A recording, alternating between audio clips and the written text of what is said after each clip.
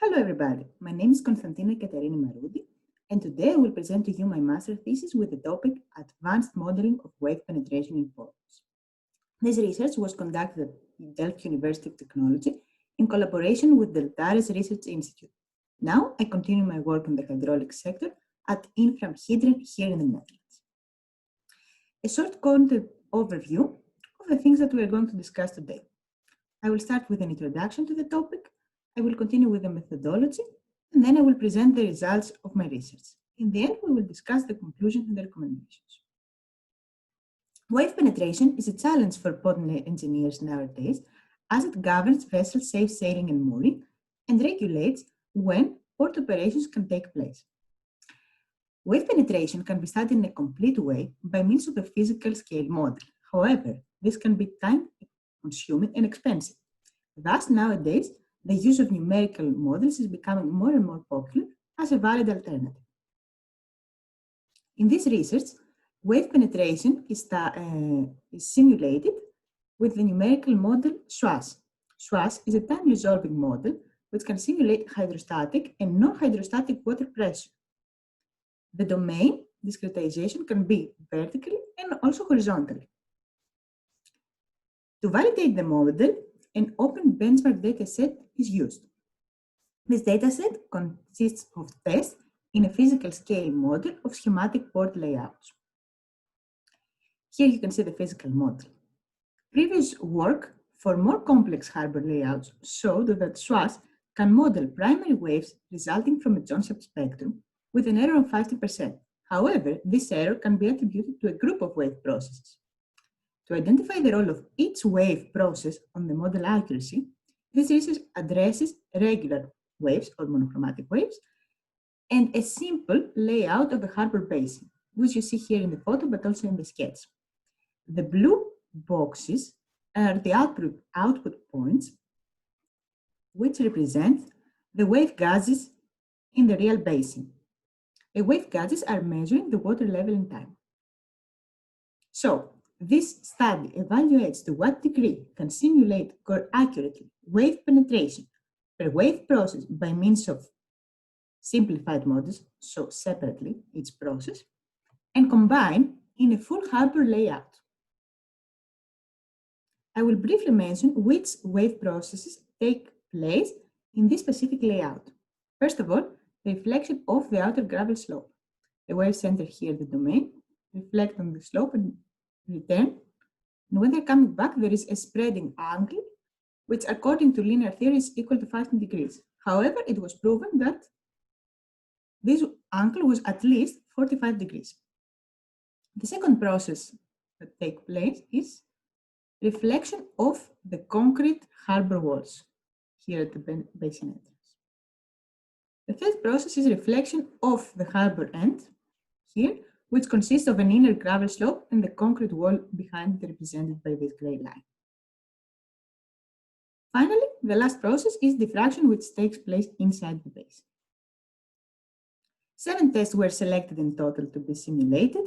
These are classified according to the KD value, where K is the wave number and D the water depth.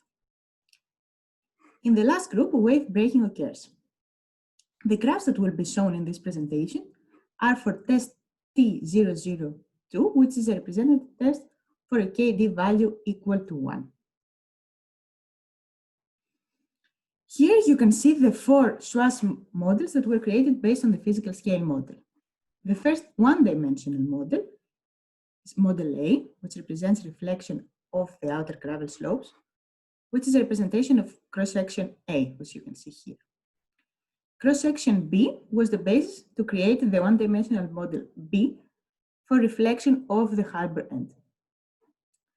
Here you can see the simplified model C, which is 2-dimensional. However, there are no gravel slopes and no harbor end. By doing so, it was possible to simulate only reflection of the concrete walls outside the basin and only diffraction inside the basin. Here you can see the final model D, which represents the full layout. Let's focus on a specific point, point 10. And as I mentioned before, here we have the water level time series in time from the measurements. The waves enter the domain here, and reflect at a specific location, for example here at the concrete walls. And then they travel back to point 10. Assuming that linear theory applies, we know the celerity with which the waves travel, and we can calculate when exactly the waves arrive at the point 10. And then we can draw this line. We repeat this process for several reflection locations. Then we can identify some time intervals, for example, this interval, which is not influenced by any reflection, but simulates only wave propagation.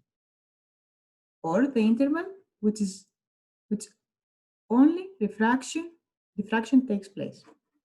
In the end, for every point, a steady state is reached. For this steady state, it was possible to calculate the ratio diff from difference, which shows the difference in the wave height in SWASH and the measurements in terms of percentages. Let's focus on the results of model A.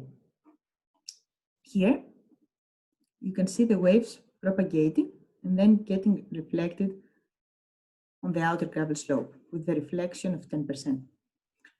If we draw the envelope of the water level in time, this represents the standing wave patterns. Here we can see mild standing wave patterns.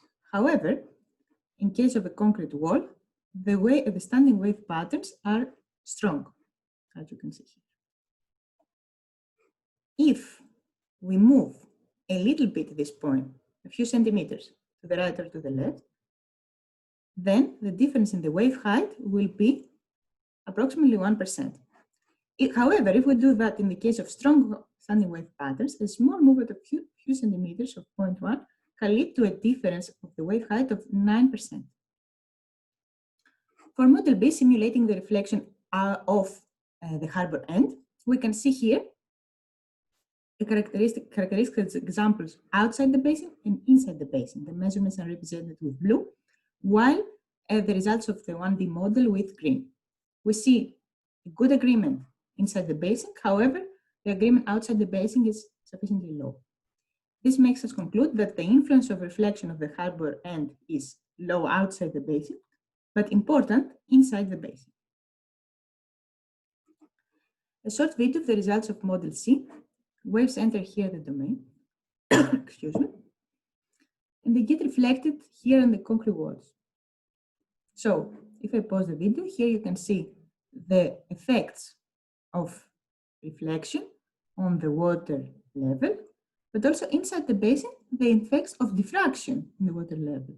As you can see here, the changes in the wave height. So, let's focus on a point outside the basin and compare the measurements with blue with the 2D results with red and the 1D results. We see that the agreement in case of the 2D model is much better. This makes us conclude that outside the harbour basin, reflection of the concrete head walls is the dominant process. Let's focus now on the point inside the harbour where only diffraction takes place. It was possible to identify the SWASH, the initial measured trends, despite the limited duration of this interval in the measurements. Comparing the steady state in the measurements and in SWASH, it was possible to conclude that diffraction plays a significant role. And it's important to be modeled correctly. For breaking waves, numerical instabilities were detected. The increase of vertical resolution was not able to solve the problem, so it's recommended to increase the horizontal resolution. Now the results of the final model, which represents the full harbour layout.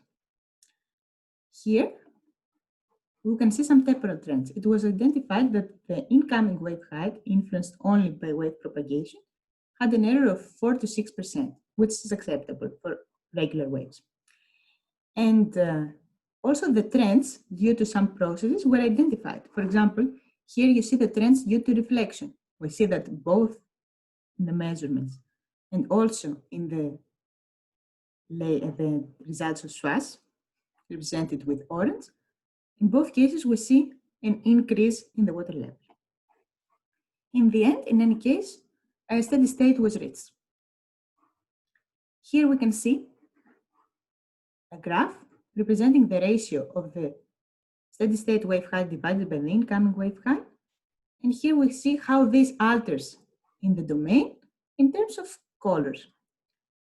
This box represents the measurements, so this line, and then the box next to it, the results of SWASH. We can see an overall good agreement in terms of colors, which makes us conclude that the performance of SWASH is sufficiently well. However, at specific points, for example, at point 25, this agreement is not that good. This can be quantified with a ratio difference in terms of percentages, which shows like the percentage of difference between the wave height in SWASH and the wave height in the measurements.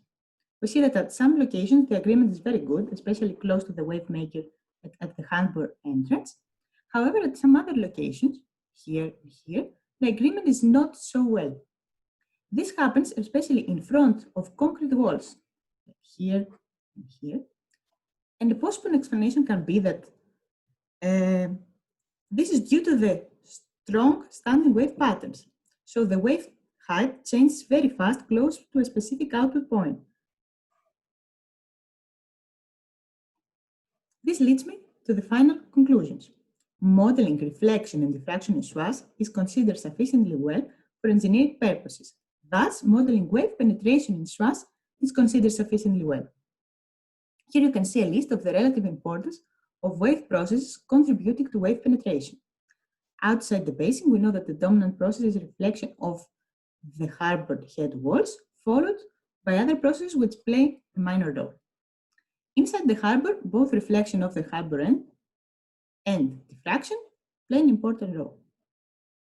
It's briefly recommended to do the following: to tackle the numerical instabilities identified, to examine if the area close to the output point and not a specific coordinate, to tackle the effect of the strong standing wave patterns. Instead of using linear assumption for the wave celerity, it is recommended to use a high-order Stokes theory. It is also advised to apply the same research approach on different tests with a different angle of incoming waves or for more complex layout. I would like to thank you for your attention. I will be happy to answer your questions in the discussion or by email. Thank you very much for your time.